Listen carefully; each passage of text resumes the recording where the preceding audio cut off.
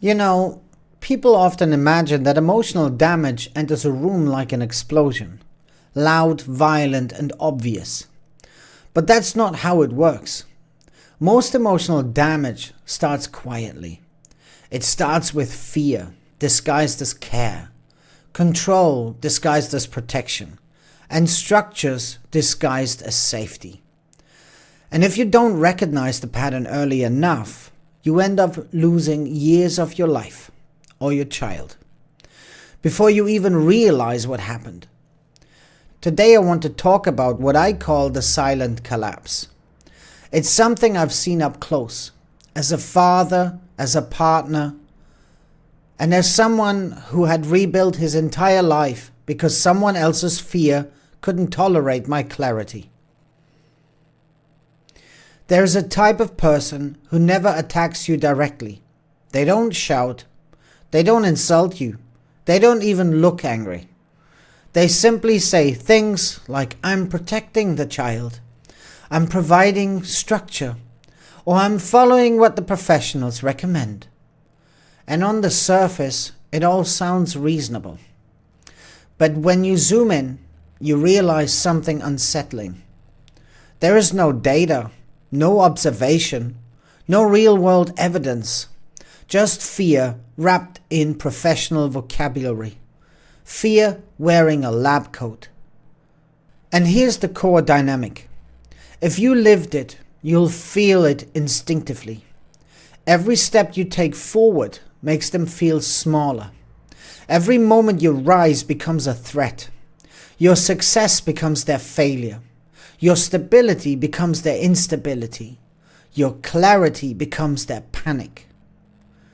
And instead of growing, instead of facing themselves, they start reducing your presence, bit by bit. Your voice, your influence, even your relationship with your own child. Not because you're dangerous, not because you're unfit, not because anything bad happened, but simply because your existence triggers their collapse. And the painful part is this. The system doesn't see the fear, it sees the performance. These people are incredibly good performers. Soft voice, calm tone, rational wording, all the therapeutic buzzwords, structure, safety, overstimulation, processing impressions. But when you look at the child, you see something very different. A child who says, "I miss my dad." A child who develops stomach pain. A child who suddenly needs therapy after losing the secure parent. A child whose feelings no longer match the story they are being told. And still the system listens to the performer, not the child. People often think emotional harm looks dramatic. Shouting, chaos, something visible. But most of the time, emotional harm looks like routines that suffocate instead of stabilize. Protection used as a cage. Structure used to erase contact. Therapy used to manage symptoms instead of causes. Decisions made without the other parent. And a child who adapts instead of thrives. Emotional damage is not always violence. Sometimes it's the absence of freedom. Sometimes it's the absence of the parent who loved without fear. And this is why I'm speaking now. I'm not making this series out of revenge. I'm making it because there is a pattern in modern relationships, especially in custody situations, that destroys men quietly and damages children deeply.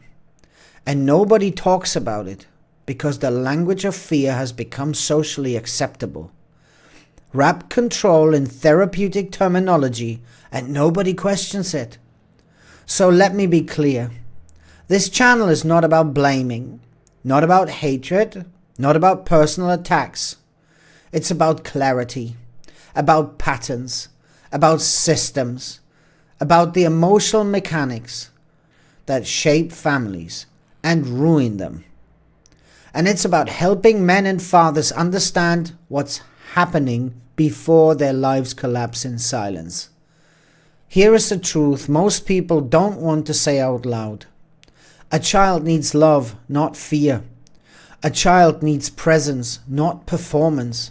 A child needs real connection, not controlled environments. And when you remove a loving parent, the child pays the price first. Always. That's why we talk about this. That's why we break the silence. That's why we expose the pattern. Not to punish anyone, but to break the cycle. In the next episodes, I'll go deeper into these dynamics. The safety narrative that hides control. The performance parent versus the presence parent. How systems accidentally reward instability. The child's perspective that everyone ignores. And how men can rebuild themselves after collapse. If you're a father, a son, a man who has been emotionally minimized, or someone trying to understand this pattern, stay with me. We're going to make the invisible visible. This isn't about bitterness.